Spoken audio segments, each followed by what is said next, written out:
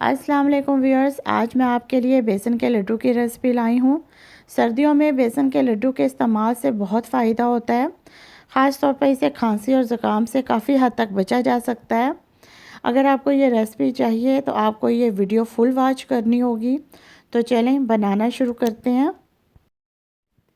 बेसन के लड्डू के लिए हमें बेसन, चीनी और घी, इन तीनों चीज़ों को हम एक ही वज़न में लेंगे।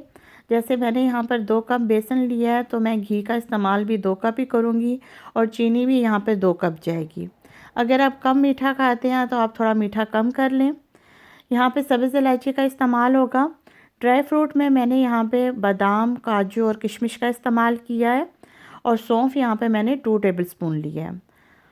तो आप चाहें तो कोई भी ड्राई फ्रूट इस्तेमाल कर सकते हैं, यह आपके अपने टेस्ट पे है। सबसे पहले पैन में हम घी या बटर डालेंगे और उसे मेल्ट करेंगे और साथ में हम इसमें बेसन भी शामिल कर देंगे। यहाँ पे हम बेसन को हल्की आंच में इसको भूनना शुरू करेंगे। ख़याल रखें कि बेसन को आप हल्की आंच में ही भूनें। यहाँ पर मैंने बेसन को हल्की आंच में तकरीबन 10 से 12 मिनट तक भूना था। जितना आप बेसन की हल्की आंच में भुनाई करेंगे उतनी ही बेसन की मिठाई अच्छी बनती है।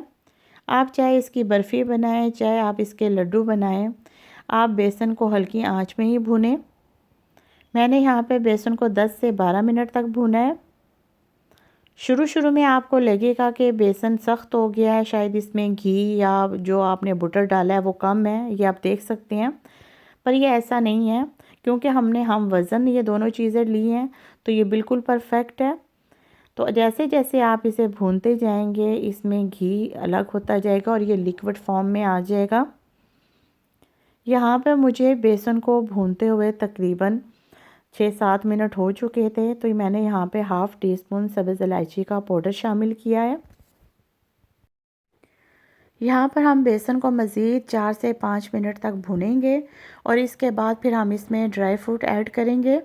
मैंने यहाँ पर बादाम, काजू और किशमिश का इस्तेमाल किया है। आप कोई भी ड्राई फ्रूट का इस्तेमाल कर सकते हैं। यहाँ पर हम सौंफ का पाउडर भी शामिल करेंगे। मैंने 2 टेबलस्पून सौंफ का पाउडर लिया है। सौंफ बहुत ही मुफीद होती है, इसे आप अपने डेली खुराक में शामिल करें। सौंफ खाने से नज़र तेज़ होती है और ये पेट के अमराज को दूर करने के लिए बहुत ही मुफीद होती है। तो आप अपनी डेली खुराक में इसका इस्तेमाल ज़रूर किया करें। ये आप देख सकते हैं कि यहाँ पर बेसन बिल्कुल रेडी हो चुका है, ये भुन चुका है। इसका आप कलर देखें कितना खूबसूरत आया है। अब इस टाइम पे हम चूल्हा बंद कर देंगे और इसमें हम ड्राई फ्रूट और सौंफ का पाउडर शामिल करके इसे हम अच्छे से मिक्स कर लेंगे। इसके बाद हम इसे पैन को हम चूल्हे से हटा लेंगे और मुसलसल चमचा हिलाते रहेंगे। इसे हमें ठंडा करके फिर ही हमें इसमें चीनी ऐड करनी है। चीनी को हमें गरम गरम बेसन में नहीं डालना है, वरना वो अपना पानी छोड़ देगी और जिस तरह हम बेसन के लड्डू बनाना चाहते हैं वैसे हम नहीं बना पाएंगे। तो मैंने यहाँ पर इसको पहले थोड़ा सा ठंडा किया और फिर इसमें चीनी ऐड की है। और एक और बात, आपने मोटी चीनी इसमें नहीं डालनी है, आपने चीनी को पहले ग्राइंड करके फिर ही बीच में शामिल करना है। मेरे पास ये बारीक चीनी थी, ये मैंने 1.5 कप शामिल की है। अगर आप तेज़ मीठा खाते हैं तो आप थोड़ी ज़्यादा इसमें चीनी डाल सकते हैं। जब आप इसमें चीनी डालें तो इसे आप मिक्स करके इसे पहले 5 से 10 मिनट के लिए रेस्ट दें और इसके बाद फिर आप इसके लड्डू बनाएं। ख़याल रखें कि आपने ठंडे बेसन के लड्डू नहीं बनाने हैं, वरना वो इतने अच्छे लड्डू नहीं बनेंगे। थोड़े गर्म बेसन पे ही आप लड्डू बनाएं।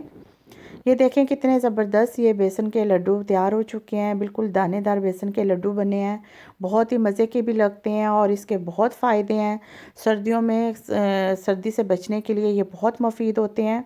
तो प्लीज़ आप मुझे अपना कमेंट ज़रूर दें और मेरे चैनल को सब्सक्राइब करें, मेरी वीडियो को लाइक करें और शेयर भी करें।